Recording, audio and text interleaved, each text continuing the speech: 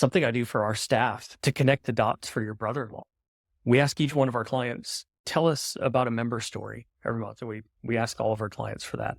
And, for our graphic designers, our social media folks, they're not client facing. So sometimes, you can see that as a widget. I need to do this thing. It's my job. But when we bring those member stories back, or we invite the CEO to come into one of our meetings and share that member story, you start to see a tear on the Zoom screen. And we're like, you were a part of that. That social media post you created hit that person and brought them into the credit union. And you just changed their life, man. You might think it's just a social media post, but you impacted that person. That's pretty cool to connect the dots like that. The Digital Banking Podcast is powered by Typhon. Typhon is the creator of Infinia, a dramatically better digital banking platform for community financial institutions, as well as several platform-agnostic, revenue-generating point solutions. Our highly configurable platform and broad ecosystem of third-party partners ensure our entire suite is scalable and extensible to meet the needs of any FI. On our podcast, you will hear host Josh DeTar discuss today's most pressing financial technology topics with seasoned industry experts from every possible discipline.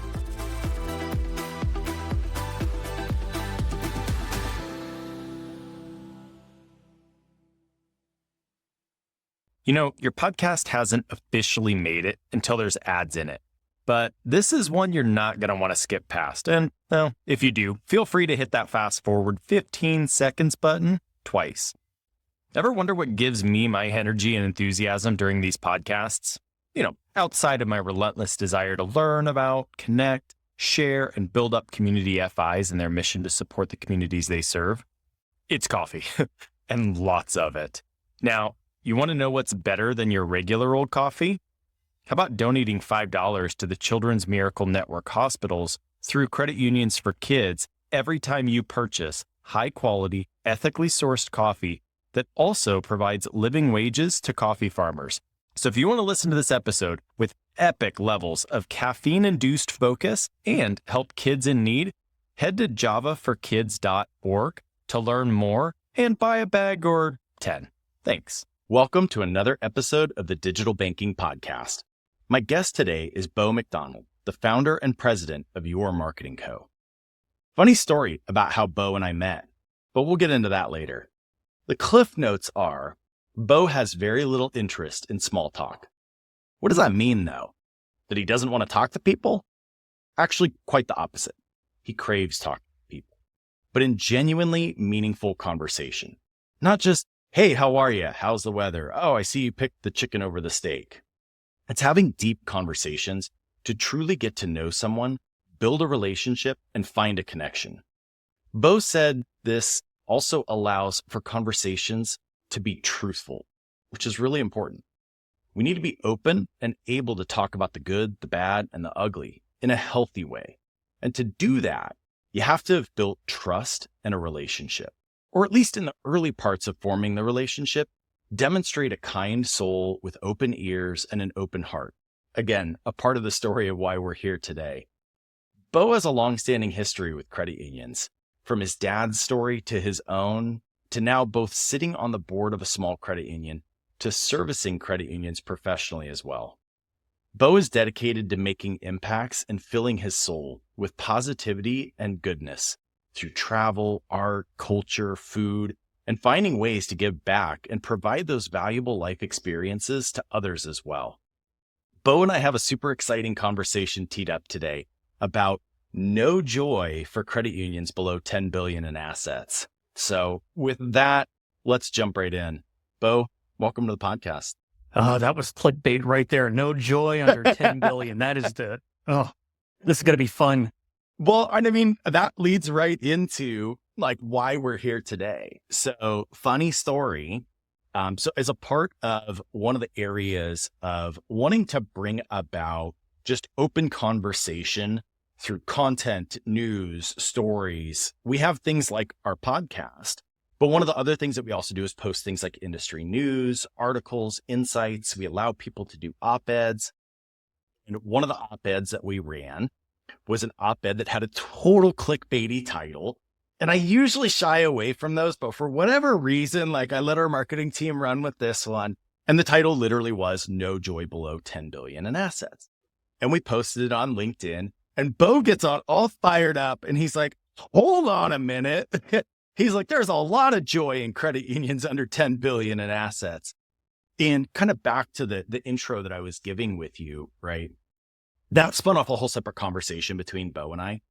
And what I really appreciated about Bo is so many times, and you probably experience this too, right? Like you post something on social media, people immediately go to a negative. They assume the worst intent, right? And then they're never even open to a conversation about it. And immediately, Bo and I were able to have this conversation. We jumped on the phone and we talked through like, what did that really, and we ended up having a really awesome conversation that we were like, this needs to turn into a podcast. So one, I wanted to say thank you. Like, I genuinely mean that. I appreciate that in this day and age of social media, like we can actually have what we thought because of a clickbaity title looked like very different opinions, but actually we had the exact same opinion. We just had to talk through it. We just got there different ways. We just get there from different ways. Exactly. So we're going to kind of park that, and we'll come back and talk a little bit more about that whole no joy under 10 billion and what do we really mean by that? But I think for starters, it'd be really cool to kind of talk us through a little bit of your life story of why credit unions are so important to you. And I think this will also tell a lot about why you would get so fired up about helping small credit unions to thrive in a difficult environment. So maybe tell us a little bit about your credit union experience, Bo. Yeah, it started very when you're growing third, fourth grade. What do you want to be? I'm going to be a credit union marketer. That was not my answer. I wanted to be a radio DJ, and I did that for a little bit. But my experience with credit unions goes back to that age when I saw my father struggling after a divorce, struggling financially.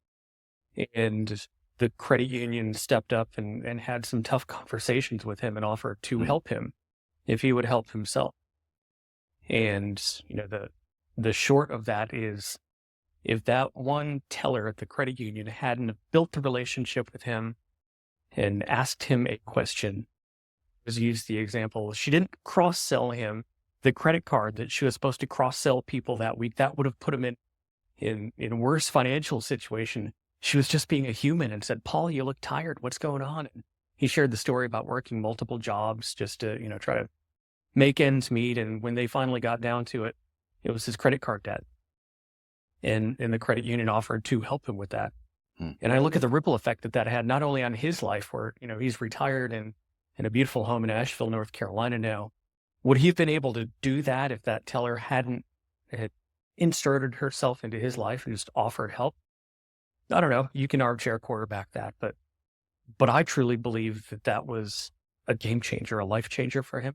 And the ripple effect into my generation, having seen him struggle with that and he's saying, I'm not going to repeat those mistakes, what the credit union did for him. And therefore me, I'm passionate about that. I want to sit on the rooftop and just scream to everyone that will listen. It doesn't have to be that way. We can help you. Isn't it funny how many people, I think, that are in our industry, right, that either work at credit unions or work for companies that service credit unions, like so many of us have that story. And I think that's why, for a lot of us, we're so passionate about what we do, is it's like, I know the impact that this had for me or somebody like me or somebody in my circle. I want to, exponentially compound that impact. Like, how rad would it be if every single person in my neighborhood, in my county, in my town, in my state, in my country, had somebody in their corner, like a credit union, supporting their financial health. And you're like, yeah, it sounds all kumbaya-y, but sounds pretty good. Yeah. So then you had your own kind of similar experience, right? I did at the age of 18, despite me saying, I'm not going to repeat his mistakes. What happens when you turn 18? You get that first Capital One card in the mail and they're just shoving it in your face saying, take this thing. And you realize I'm an adult now. I've got my first credit card. And I just did the same thing my father did. I started swiping the credit card, and I remember the point that I realized, wait, I've got to pay this thing back. I was at a Denny's at like 1 a.m. after my internship with some friends, and my card declined. I'm like, what do you mean it declined? Why would this thing decline? Well, because there's a limit on it, and if you don't pay the bill, they're going to shut it off. I didn't comprehend that at the tender age of 18. And that was the wake up. Luckily, the balance was only like $500, which was a lot for me at 18 years old. But it was enough to be a wake up call to say, wait a minute, I wasn't going to repeat that my father went through. I better get myself together. And, 2 steps even beyond that, working in radio, the station I was working at ran the Dave Ramsey show. And this is back before it was really big. It was the early 2000s. And I was just listening. I'm like, this is common sense stuff. I probably don't need a car loan. I need to save some money. And I've just lived under that ever since. If I can't pay cash for it, with the exception of a house, you follow the Dave Ramsey rules. And I think it's right in the middle of COVID in 2020. I do some real estate investing, and I was on a call with some other investors, and they were freaking out that their tenants couldn't pay rent. They've got these mortgages due. And I'm sitting here thinking, how lucky am I that I don't have a mortgage on this property, that I have a tenant that can't pay rent because they're out of work, and I can work with them. I don't have to worry about what's going to happen to me. So just that ripple effect of, what my father went through with the credit union helped him with, and, what I learned from that, and smart folks, how it's blessed me and how I've been able to do that for others. You said something that I find really interesting that, when you were at Denny's at 1 a.m, that's not what although I do find that interesting too. That's probably a separate podcast, but, that $500 was a lot to you, right? Yeah. Think of how many people $500 is a lot of money.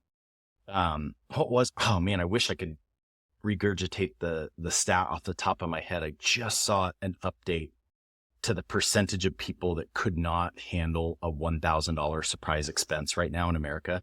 It's astronomical. It's terrifying, right? So $500 even today is a lot. Like a lot of people would struggle to cover $500. Yeah. And so I think a lot of times we think in terms of, gross amounts. You're like, $500, it's not that big of a deal. But when that represents a significant percentage of somebody's available spendable income, the thought of being able to pay back that Denny's meal is months, right? And then to your point, like that has a ripple effect that just then puts them into a lot of times things like predatory lending and payday loans. And this thing just snowballs. Whereas if we caught it really, really early and somebody had been there I love the way you said it, right? Like just be human with them and be like, you know what? I'm not going to sell you the product. You know what they might actually need is a product, right? Yeah. That might be the solution is a product, but it's like, I'm just going to come at this and be a human. It's a conversation we have with a lot of our credit unions. You use the word cross-sell, and the credit union staff will break out in a cold sweat and give the shakes and be like, I'm not a salesperson. And I'll share the story of my father. I'm like, you don't have to sell, just how are you? How are you doing, Paul? You look tired.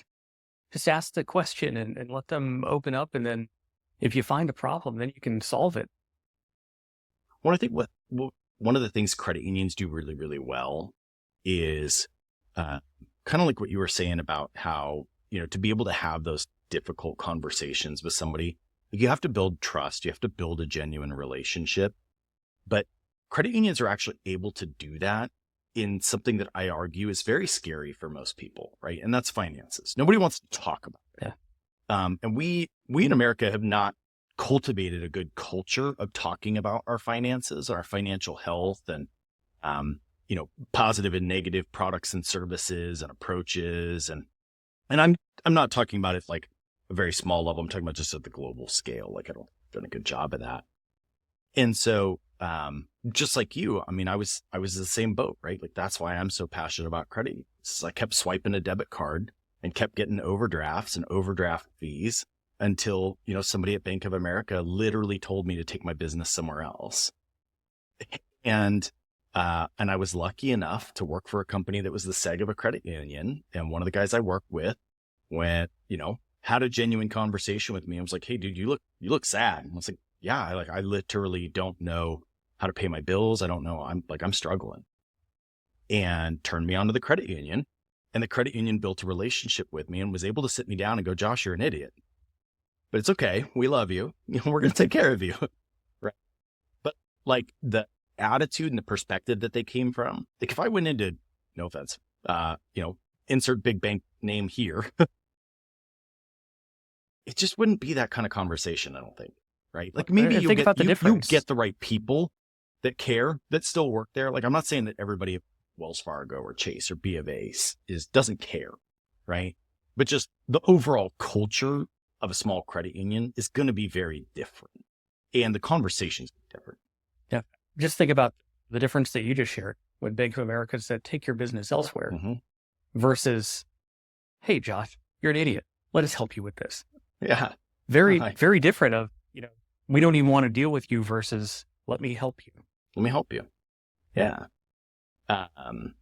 No. And so that kind of got you into, all right, I watched this have a positive impact for my dad. I made the same mistakes, but then I got, at least I went down the same path and did the positive path through the credit union, saw the value out of that. So then how did you, because now you actually even serve on the board of a credit union, right? Like how did that come? Yeah. So, early 2000s, back when I was still young and stupid and didn't know what failure meant, I left radio and started a marketing firm. And we were all over the place. We were doing real estate. We were doing car dealers. We were doing hospitality, hotels, resorts. And then, financial mess of 2008 happens. And the very first client that I ever signed was a credit union. And that CEO said, there's some other struggling credit unions out there. Do you mind if I pass your name on? I'm like, "No, I love you guys. I've always been a member of a credit union." I shared my dad's story. Yeah. And in 2008, that was kind of the turn where we just started working with credit unions. I'm like, I never thought about just working with credit unions, but that'd be cool if I could make a living doing that. Here we are almost 20 years later, being able to do that. And one credit union that we were working with here in South Carolina, they were a single seg credit union. And the real estate company in Japan called them and said, "Hey, I see you have 3 offices in some of our factories and you're not paying rent. We don't know why we have a bank getting rent-free space, but you got 30 days, get out." Whoa. And I remember our CEO like, "What do we do?" And that kind of, turned the credit union up on its head. What do we do? So I joined the supervisory and the board. I was kind of the first board member coming on outside of that seg to try to help us get into the community and figure out who are we going to be, what are we going to do. And we're still there a couple of years later, still dipping our toe in the water, figuring out what does this change look like, but we've made it. That's super cool. Well, I think that's going to also, when we come back to this whole, what brought us here, that's a part of that, right? Yeah. But, I thought as you were talking, I thought you'd find this interesting. 2 nights ago, my brother-in-law and his wife and their 2 kids were over for dinner here at our house, and kids are playing. And my brother-in-law, hopefully he never listens to this podcast, but I would never say anything negative anyway about him. I love him to death. He's incredibly intelligent, and he's done a couple of things out of college. He's significantly younger than my wife and I, and still kind of like trying to figure out what he wants to do, which I'd argue I think we all do until the day we die. But yeah. But he's doing real estate right now, and you can imagine that's had some serious ups and downs, right? And he's a sole provider for the family, 2 kids. So they're trying to figure out, one, just how do they manage finances. So we have kind of helping him with just that conversation. But at the same time, he's like, "Hey, do I start thinking about different industries and all of this?" And I keep subtly sending him some job postings from cool companies in our industry. And because my brother-in-law is big on like community shop, small, that kind of thing. And I'm like, bro, you were Yeah. built for credit union. It's like, what are you doing? He doesn't even know And, it. and so what's funny is the other night, like it finally came to a head and we ended up having this really interesting conversation about it. And he was like, yeah, I don't know. He's like, cause you're in fintech, right? And I was like, well, kind of. I was like, you could kind of qualify us as fintech. I was like, I'd argue that term is a little like generic but sure. We provide technology to financial institutions. So we're fintech.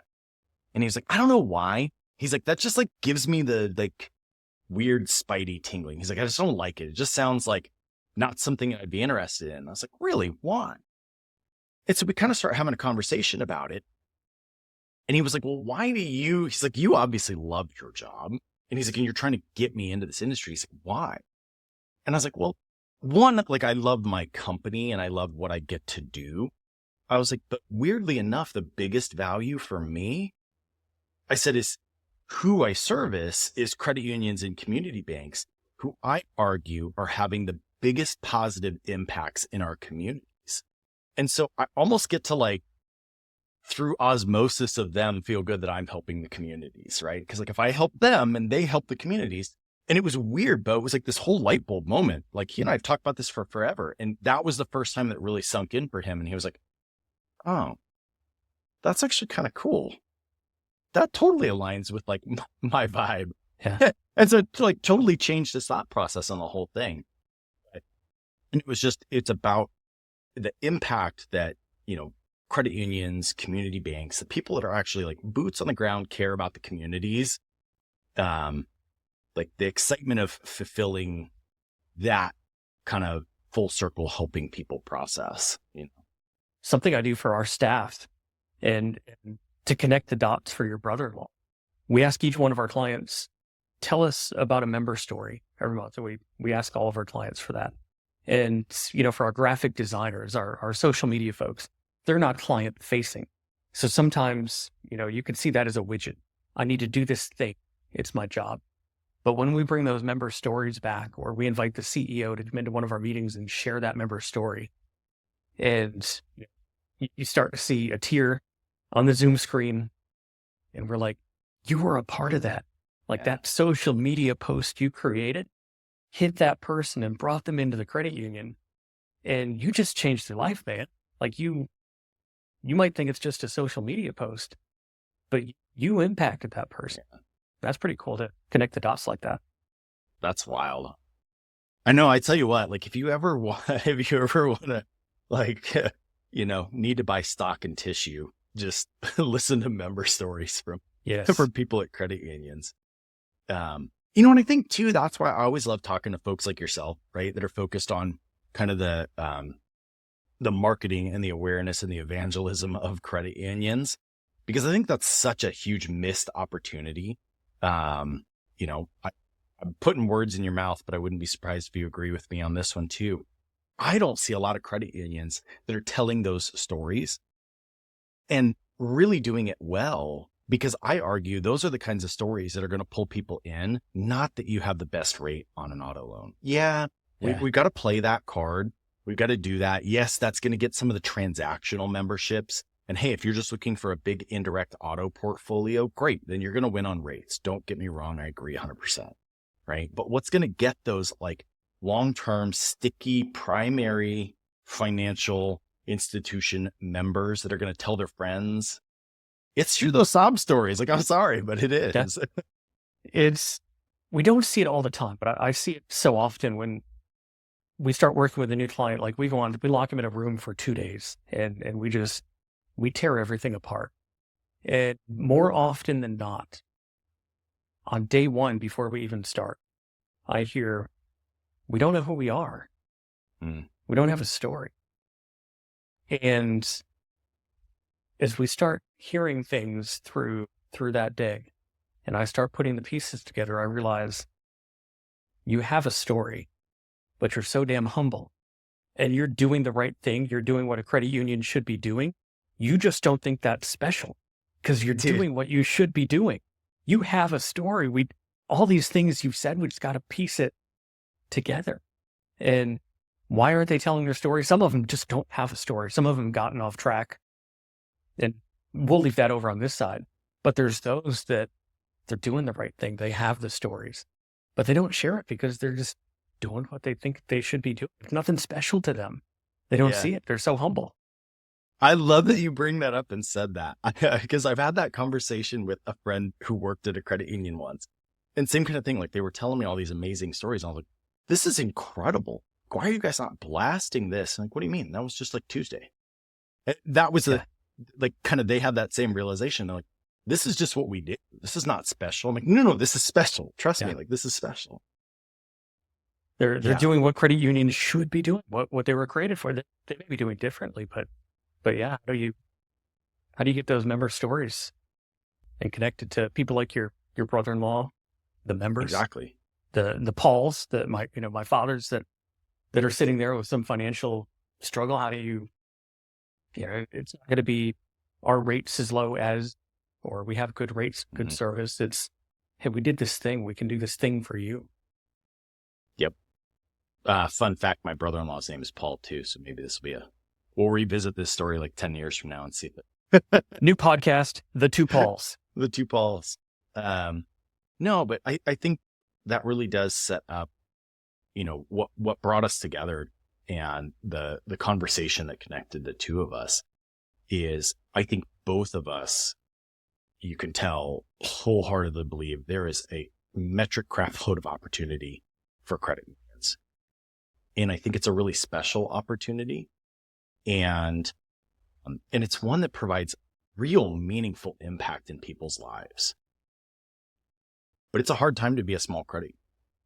And, the article that we posted was an op-ed that was written essentially making the statement that if you're below 10 billion in assets, like, that's kind of the new benchmark for being able to say, all right, we've got money, we've got resources, we've got tools, we've got providers that'll listen to us, we've got a seat at the table, like, we've got, all of our stuff figured out. We've got good documentation. We've got good products and a good portfolio. We've got good brand awareness and reach. And anything below that, like, you're just fighting to break through the noise. You're fighting to stay, quite frankly, in the black. You're fighting to grow membership, right? And so, we were talking about the clickbaity title is No Joy, but it's not necessarily, there's not a lot of fun to be had. It's that it's really freaking hard to be a small credit union right now. And so, Bo, I'm curious, when you originally saw that, like, what were the first things that were kind of going through your mind, and why were you so fired up about small credit unions have a place and we need to make sure they survive? Yeah. So I have 6 rules for strategic planning with our clients. One of those 6 is no blanket statements. So the first gray-haired board member that says, oh, these lazy millennials living in mom's basement, show me the data that 100% of millennials are all lazy living in mom's basement. Your one experience. So when I saw the headline, I'm like, wait a minute. I'm thinking of, I'm going to name drop Faye Crocker, the CEO of Hope South. We've been with her for about 13 years. She has an incredible story. There were about 10 million back in the day, 15-ish years ago. And Faye was just kind of treading along. She was doing an okay job at her credit union. They were in Abbeville County in South Carolina, 13% unemployment, a county of 23,000 people. The entire county was in the middle of rural America. There's nothing around it. And she ended up in a medically induced coma in Charleston for about 6 months. And when she came back, she kind of had a new lease on life. And she's like, we're going to do something with this credit. I remember she took her board away for 3 days and had some tough conversations. We either do something with this or we merge. And everyone was adamant, we need to do something with this. That's cool. And she said that we better make some bold decisions because what we're doing is not going to allow us to survive. And we developed a mission for that rural, economically depressed county, that we were going to be the source of financial hope for our friends and neighbors. And we had to define, what does that mean? Yeah. And it took a lot heartburn of we're going to have to take some risk. We're going to have to do things differently. And here they are, a little over 30 million in assets now. And Faye has led them through many phases. And when I think under 10 billion, you just can't make it.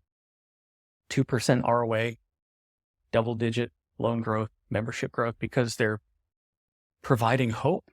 Yeah. They're doing something different. And I could spend the next hour name dropping people like Pamela Stelly at Maple and Ryan at Great Meadow that have gone into communities where banks don't want to be. And they're doing this cool stuff. They're doing it differently. And we can talk about the rosy side. Maybe that's where I get passionate. They're doing the work. But to your point, it's some long hours. It's some tears. It's, days of, why am I doing this? I don't always talk about that side of it. I always like to look at the rosy side of it. What are the results? What are they doing? What is their impact?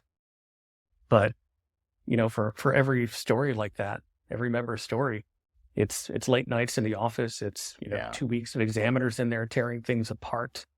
It's, long board meetings. We need to invest in this technology. How are we going to keep up with this? So, I think what that article did and what this conversation did for me was to, dig under the surface of, I always like to talk about, here's the impact they're having in the community. Here's the results they're getting.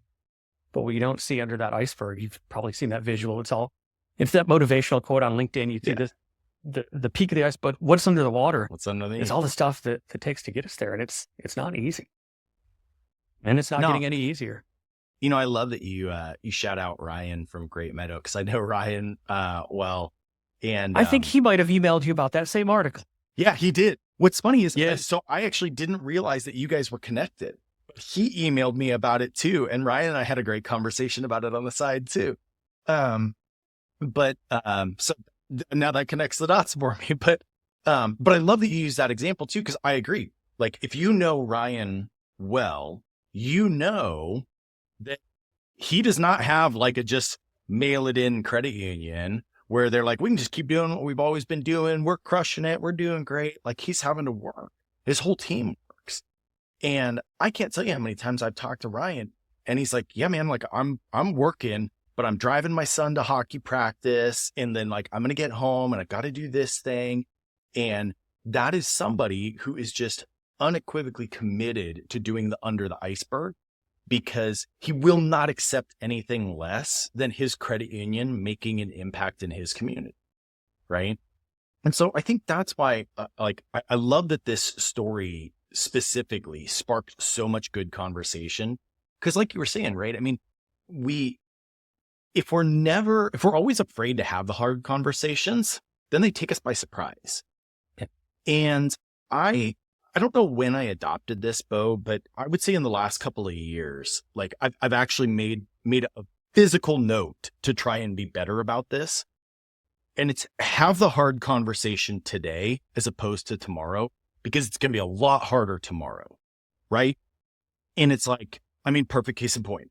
If I need to have a hard conversation with my wife about, I don't like the way she loads the dishwasher or something. I'm picking something easy here. Right. If I just say the first time she loads the dishwasher in a way I don't like, hey, I don't like the way you load the dishwasher. Is there a reason why you load it that way?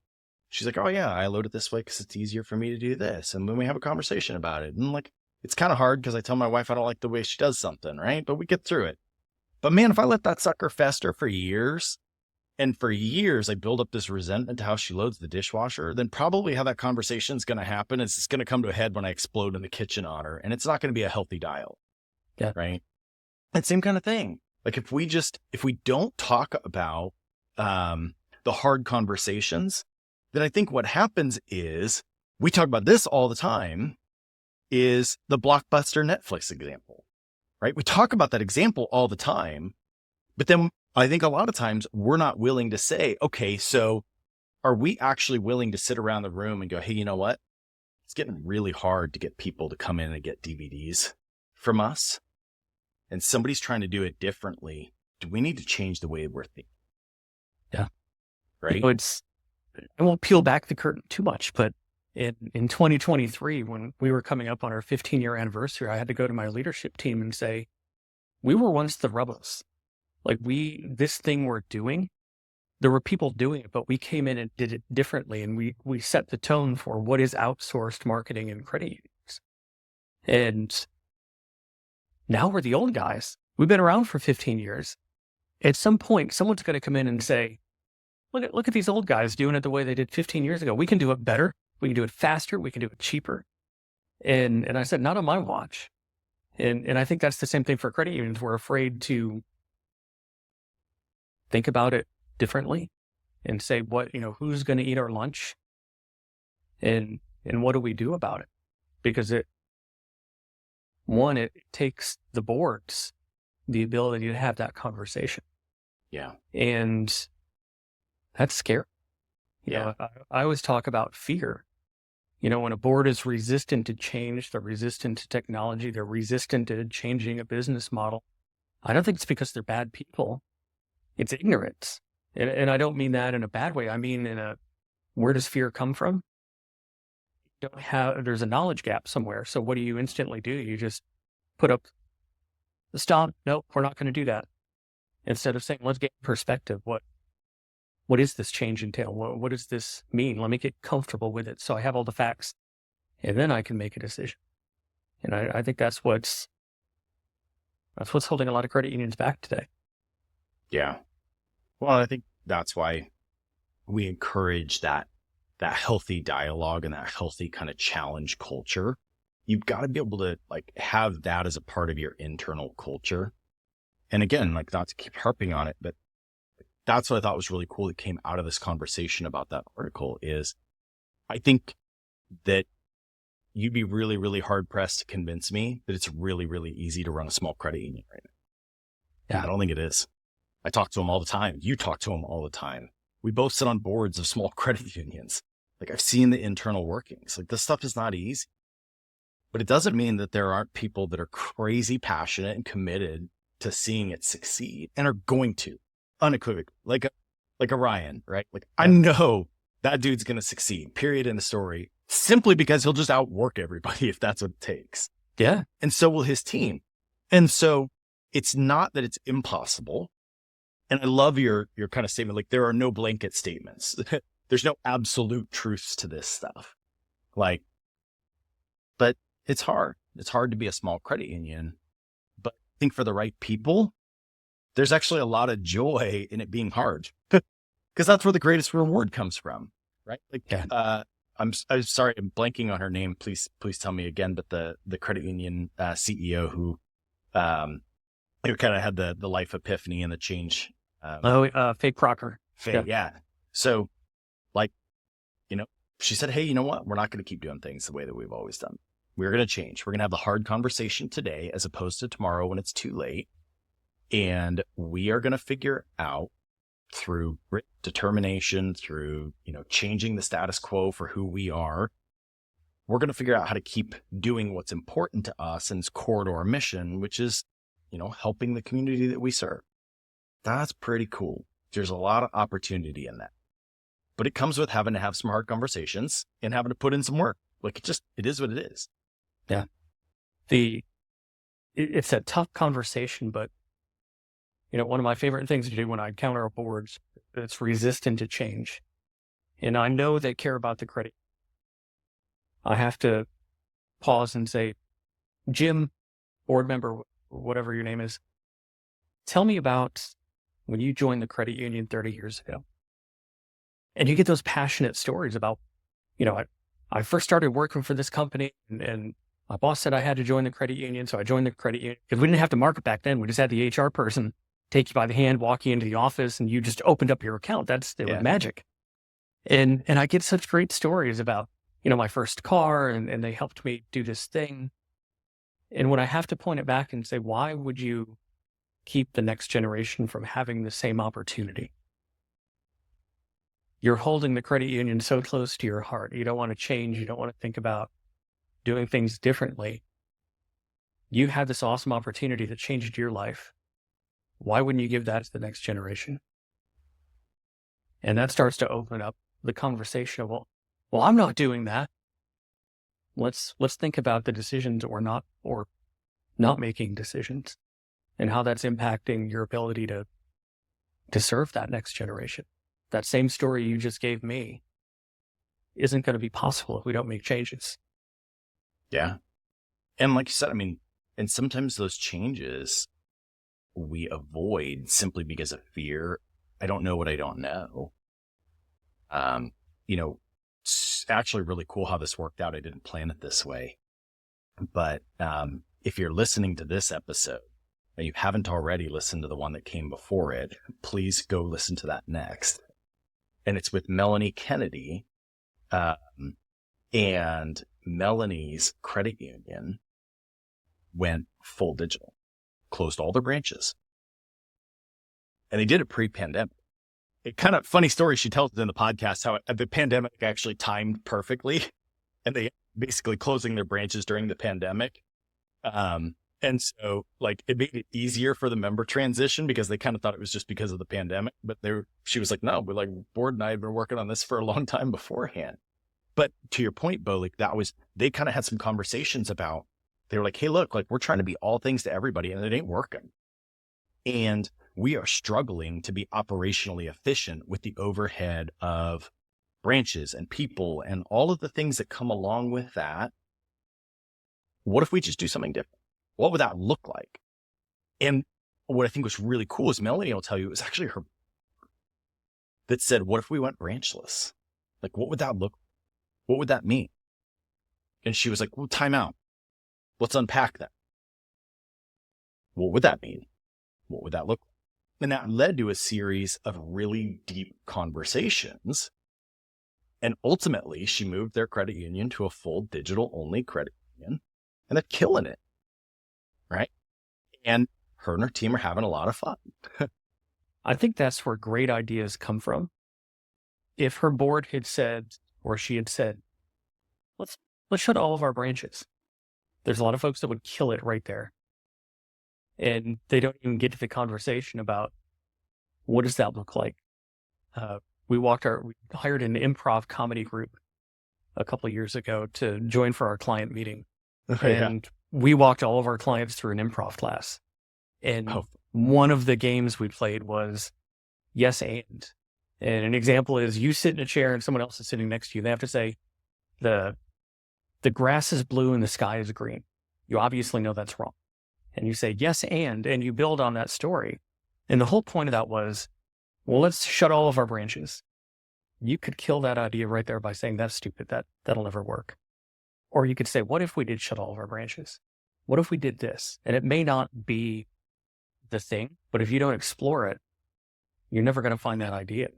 I think that's so important to keep the conversation going. You may blurt out this one big, bold thing, but if you kill it, nothing's ever going to come of that. Yeah. You know, and I think, I'm sure you've heard there's kind of a tag along idea to that, which is, to ask the 5 whys and just kind of keep asking why and why. Yeah. And so, it's like, so when the board says something like, hey, we should go branches. Why? Tell me more. Let's unpack that. When you start to have those kinds of deep conversations, I agree. I think that's when you get to kind of the radical like light bulb at the end. And funny enough, this actually brings us all the way back to, what you were saying when I was writing your introduction, is you were like, I kind of had this realization that I just don't want to have like chit chat, small talk anymore.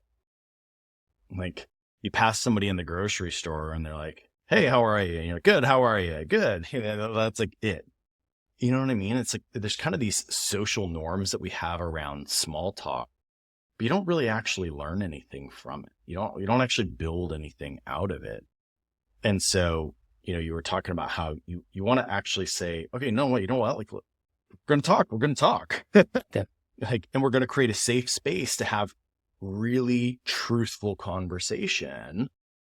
And that's what you have to build to be able to have conversations at your credit union, at your board, to say, is what we're doing today the thing that we need to be doing today and tomorrow, or do we need to think different? And without kind of creating all of that, You're just having small talk. You're like, how's the credit union doing? Yep, good. Yep. How's the board doing? Yep, good. All right, great. Board meeting over. Next, Or it's 5 like, minutes, rubber chicken yeah. time. How's the credit union doing? Really shitty. We're struggling. We haven't gained any new members in the last 12 months. Why? What's going on? Let's unpack. Right? Like that's One of my ugly favorite conversation. questions is, tell me more. That is my favorite question. When you get a short answer from someone, tell me more, unpack that. And it's amazing. It's almost going back to what you were talking about, the 5 whys. You start to get a little bit deeper when you can engage in that. Yeah. Well, and especially if we're talking about like a credit union and having to, think about staying relevant and in business in a very challenging environment right now, that's going to come from the leadership, right? So your leadership kind of has to be able to lead with some emotional intelligence to be able to foster those kinds of conversations, right? Yeah, that's, gosh, which one of the 20 ways do you want me to go with that? That opens so many different cans of All of the worms. above. Tell me more. I'm just tired and I don't want to have the conversation. Just let me get through these next 3 years and retire and you figure this out. Or I'm out of my comfort zone now. I don't know technology, but I know we need to add it. I'm just done. Let's just merge with someone who's doing it. There's so many ways to go with that where you could just fail. The easy thing to do would be to give up, because you look at, the hours that Ryan is pulling, or I think of Pamela and what she's, working with and through at Maple. I could just go be a VP of lending at another credit union and not have to deal with this crap. And my life would be easier. But then that decision's all about me and not my 5,000 members too. I tell you what, Bo, that's a really dangerous conversation, right? I'm with you. I love living on the edge. I know. And so this is why I love having people like you as guests on the podcast, right? I don't know about you. I think we probably think pretty similarly on this, so I'm in a safe place to say it. But I have this conversation with my wife all the time, Bo, where I'm like, hey, you see this? Like on paper, in 10, 15, 20 years, that's going to be me. And I don't respect the things that they're doing right now. Don't let me become that. Keep me, I got to remember this stuff. I've got to remember these examples. And like I said, that's a really dangerous conversation when we're talking about, people who are at the highest level of leadership and are like, look, man, I got 3 years left. I just want to pack this thing in. We're not doing any changes. I hate to say it, man, but how many times have you heard oh, we're not doing a core conversion while I'm around. I got 3 years left. I'm not going through that. I'm like, your credit union desperately needs to go through a core conversion. You are hamstrung. I always joke about this when I hear this in strategic planning and a CEO says, we need to think about a core conversion. I said, well, when's your retirement date? That's my next question, because it's always, if we're doing the core conversion here, my retirement date is 6 months before that. Yeah. I'll sign the contracts. I'll take the credit for it. You figure it out. I'm not going through a core conversion. Yeah. But I'm like, but that's what I mean. It's that's so challenging too. It's so easy. I feel like it's so easy for me to say that while I'm sitting here in my position. Right. But when I'm 3 years from retirement, am I going to be the guy that's like, we're not taking on that project? I know what that means for me. That means nights and weekends. And I have worked way too hard and long in my career to work nights and weekends anymore. Is that going to be me? Right. Yeah. And I'm not going to lie. And that's not a blanket statement. I think the second credit union we ever worked with, Pat West, I love Pat. She's taught me so much about the industry. She's been retired about 10 years now. But I remember her last few years. She always said, I'm going to leave this place better than I found it. And she never I took love her foot that. off the gas. She built a beautiful new branch with a coffee shop inside of it. Like she was always, one step ahead of everyone else. And they were tiny at that point. I think she was about 40 or 50 million in assets. And she retired. But she never took her foot off the gas. She was always saying, up until my very last day, I'm doing this thing. So I don't want to make a blanket statement and say every CEO that's 3 years away from retirement is just, No. sitting on the couch watching I Love Lucy episodes and checking the watch. Can I leave now? But unfortunately, I do see it. Yeah. I think that's a really important point to make, though, is, a lot of times, especially when we're talking on a podcast or something like this, right? Like we use the statements for shock value. We use the statements to make points, right? But I agree. I mean, I don't even know how I would quantify a percentage of either way, but I actually would say at least it's a higher percentage for the positive than the negative of this. But yeah, absolutely. I see CEOs that are like 6 months away from retirement and they are going out guns a-blazing, busting their butts, making sure that team and culture and, everything from processes to products to tech stack to messaging, like is as good as they could possibly leave it in. And then we see the other side of it too, right? And it's, that's going to be with anything, right? We're all human. And kind of back to the point that I was making, like, I talk to my wife about it all the time. I'm like, please don't let me be that. Like, if you ever see that. But even then, I struggle with this is how we've always done it. Even though I literally have a mantra for my team that's like, if the answer to the question of why are we doing it this way is because that's how we've always done it. Like, if that's the answer within my team, it should automatically get questioned and say, is it still the right way to do it? But even then, like, I'm absolutely guilty of not following through with that. I'm absolutely guilty of sometimes when new things come out or new technology. I mean, I remember the first times we started playing with AI years ago. And I was like, oh, hold on a minute, dude. Like, if that's your attitude, you're on the wrong side of this. I was like, you better change your tune real fast. Right.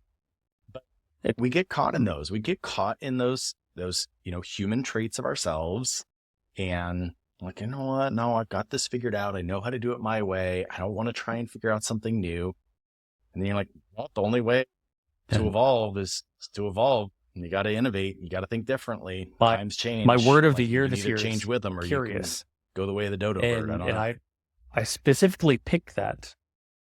Think of the word curious. It's my mantra this year. Thinking about AI. There's so much going on with it in marketing right now. How do we use it as a tool? And if our mindset is, this is going to replace us, this isn't for me, it's going to replace you. If you say, how do I embrace this to do my job better? And I go all the way back to the late 90s when I was in radio.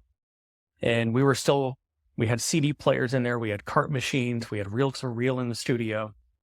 And I remember when the engineer came in to put the first computer in the studio, and the crusty morning show guys with their gray hair said, "The stupid, evil computer," and they hated the thing. It's going to take our job. Well, it did take their job.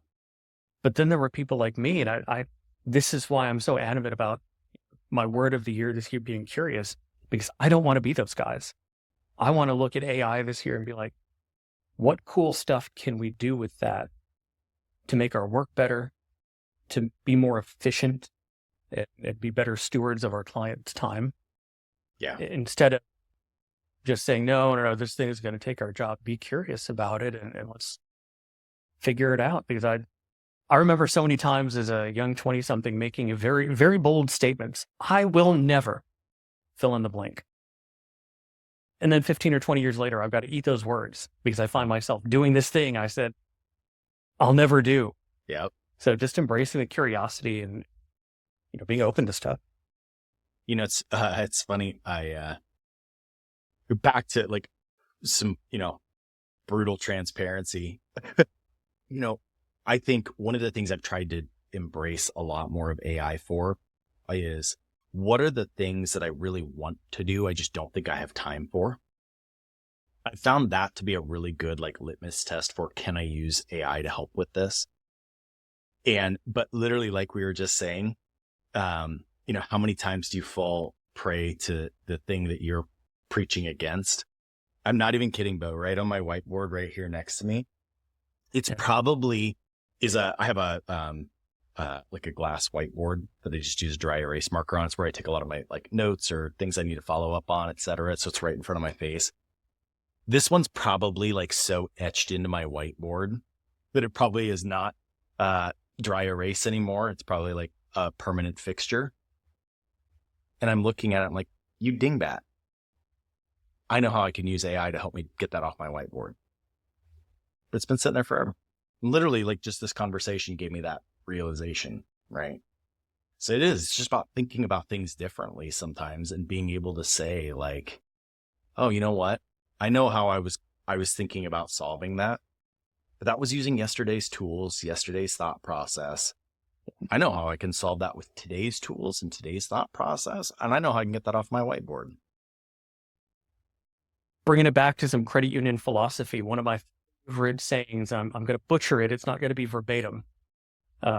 Louise Herring had said, we've got to remember what we started out to do and find the modern techniques to do. And I think it's like back in the 60s, she said that.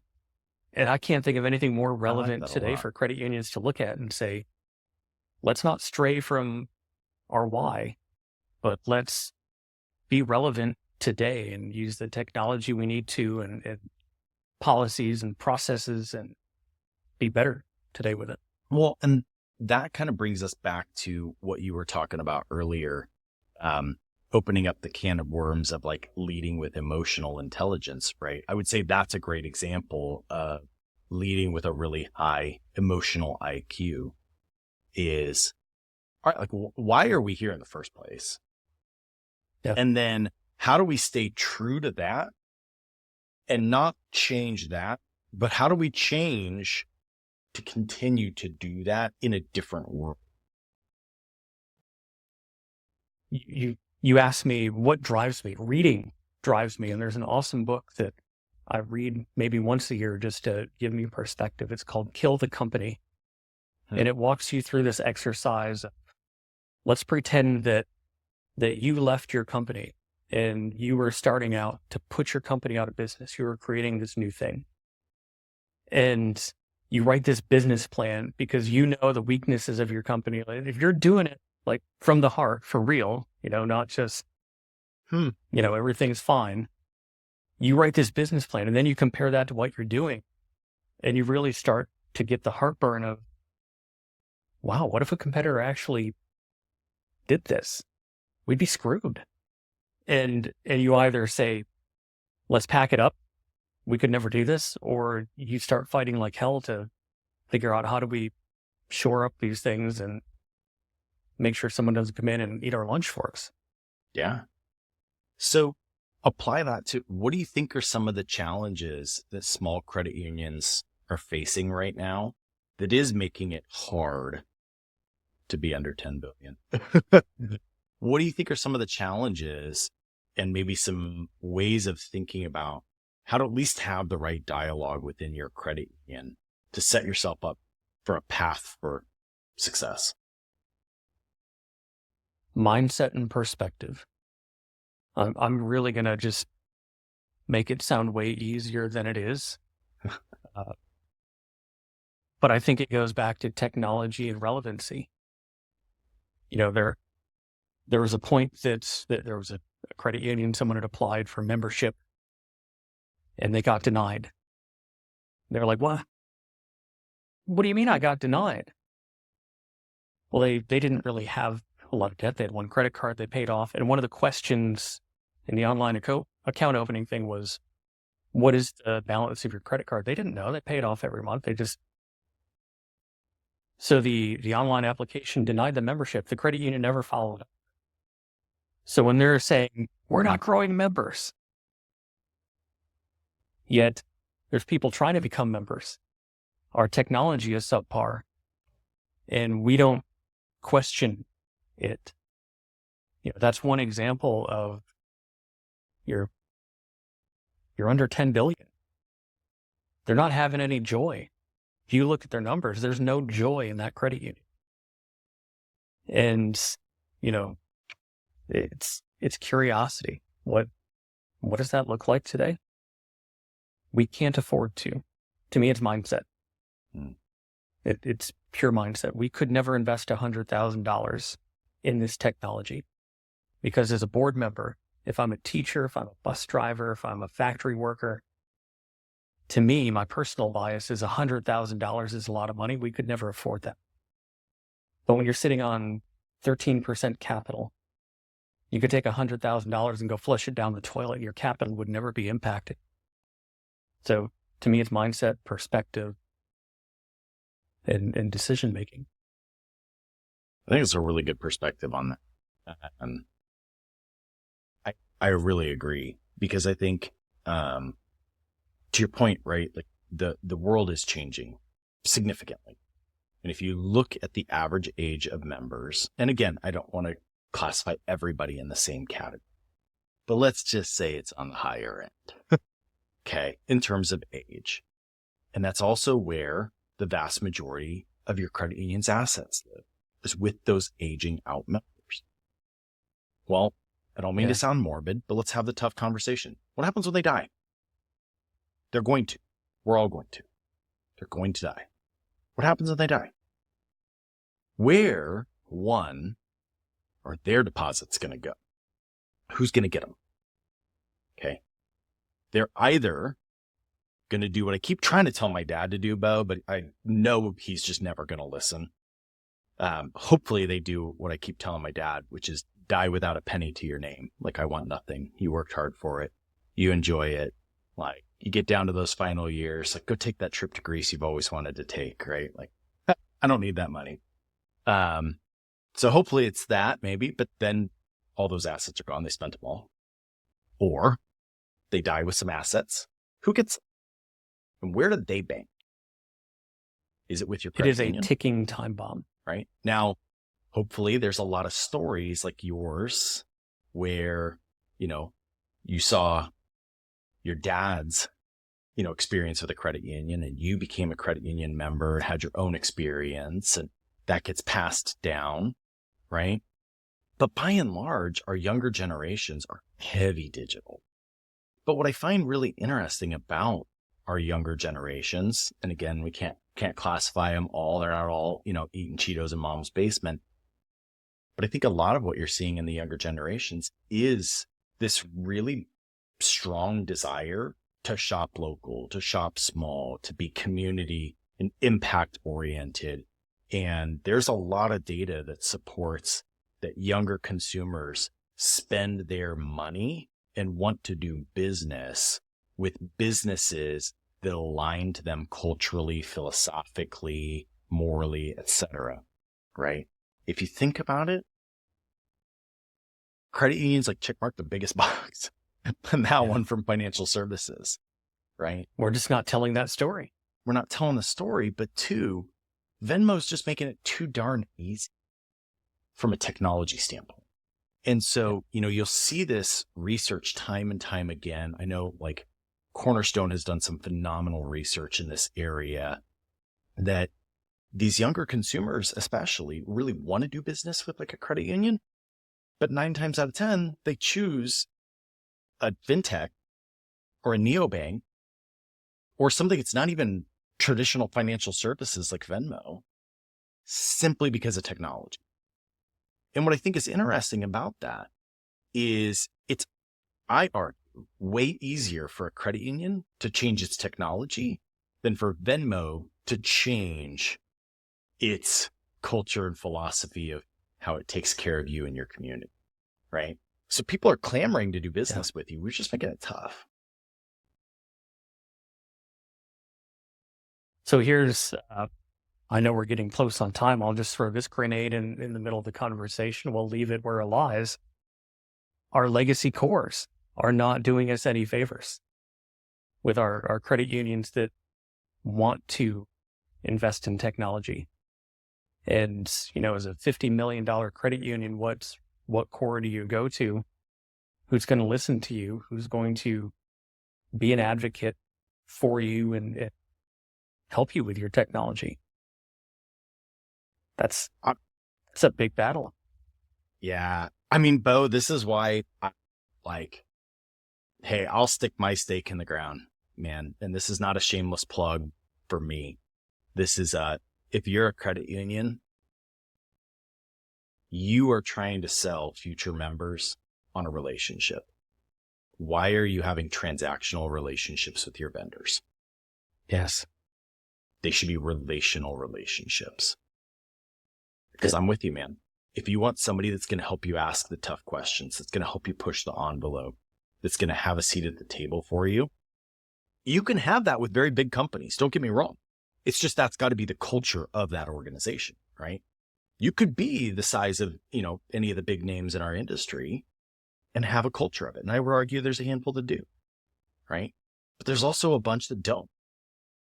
And so are you choosing to do business with providers that are going to build a relationship with you, that are going to ask okay, like, what are we doing this next year? Like, what's going to actually move the needle for you? How are we going to help? Because that's how you're going to really succeed, is you're reliant on these partners. And I think this, Bo, if you're open to talking about it quick, is I think one of the interesting elements of that whole there's no joy under 10 billion in assets is because it is way easier. If you are a $20 billion asset size credit union, right? You go fill out a demo request form on anybody's website with an EVP title and above. I guarantee you're going to have that vendor buzzing like mad. They're all going to be talking about you like, oh my gosh, can you believe so-and-so reached out? Like, rally the troops, get everybody ready. Let's get on planes. Let's go bench them, right? You get They'll be on a flight in your office tomorrow. You probably got an entire team to be able to implement that solution. You probably got a good sized budget to do it, right? But if you're a $50 million credit union, that conversation is going to be a little bit different. Let's just be honest. But this is where I think it gets really interesting. While it's challenging, if you're up for the challenge, I actually use Melanie. I use Tracy from Pioneer, probably far too much. She's probably sick of me doing this at this point. But these two ladies in specific are just badasses to me, Bo, because they're really, really intelligent about, they'll do any combination of things where maybe they'll get 5 or 6 small credit unions to all go talk to the vendor at once. Be like, hey, look, I'll give you 5 logos and I will do a video testimonial for you. And I'll be a reference call for you anytime you need. And they're like, so I can't afford you otherwise, but how about now? Can I get it now? Right. And these two ladies have been just rock stars at getting some technology that on paper, their credit union shouldn't have access to or shouldn't be able to afford.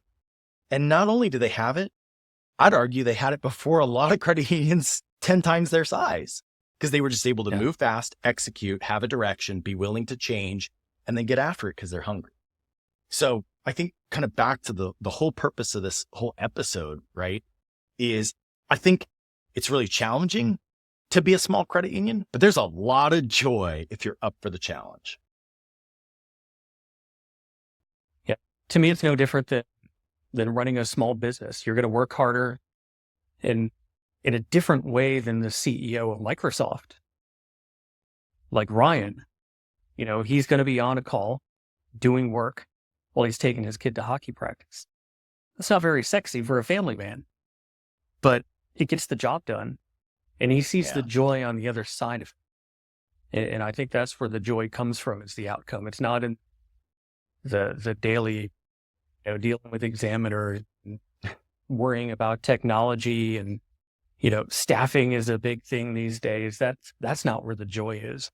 But if you're willing to stick through that piece of it and you hear those member stories and you see the outcome, that there's a ton of joy in that elbow grease that goes into it. I couldn't agree more. Well, Bo, thank you so much for just the opportunity to have this conversation. I think this is one of the things that also gets me really fired up about this industry, is just there's people like you that are so incredibly passionate about what we're doing that you're willing to have really open and honest conversations and take time out of your day to do it. So I want to say genuinely how much I've appreciated this opportunity and getting to meet you and make a friend out of this whole thing, all from a LinkedIn post. So it's a cool world we live in. I love it. I'm glad you reached out after I made that comment, and we had this dialogue. This has been great. I love it. Yeah. Well, so before I let you go, 2 final questions.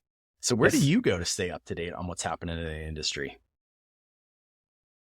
My clients won, because that's the heartbeat. They, they're small. They know what's going on. I love to pepper them with questions and just check in with them. Callahan is probably another one when it comes to data, when it comes to what are the trends, what every number separately says something, but when you can put that together and really start to create a story around it, they always come in handy. I call it our credit union Bible, and we can log in there and just look at data and poke around at what's happening. Yeah, that's a really good point. I like that point, especially for this conversation that we've had, right? Like there's no lies in the data sometimes. Yeah. Well, last but not least, and probably the more important one, especially with a personality like yours that really encourages kind of the deep conversation. If people like me want to actually be able to have a conversation with you and talk to you about kind of the challenges and opportunities of our industry and your perspective on that, how can people, one, get in touch with you, and how can they learn more about your company? Sure. Our website is yourmarketing.co. You can start there, but LinkedIn is a great place. Find me on there if we're not connected already. Message me. One of my favorite things to do is early in the morning with a cup of coffee, get on a call like this and just chat and get to know folks and ask questions and gain perspective, or maybe in the afternoon with an adult beverage too. It's fun to just get together, throw a question out there and see where it goes. I love it. Again, thank you so much for taking the time. Thank you for having the dialogue, and thanks for being a guest on the Digital Banking Podcast. Thanks for the invitation, Josh. I appreciate it. Anytime. Thank you for listening to the Digital Banking Podcast powered by Typhone. Find more episodes on digitalbankingpodcast.com or subscribe on Apple Podcasts or wherever you get your favorite podcasts.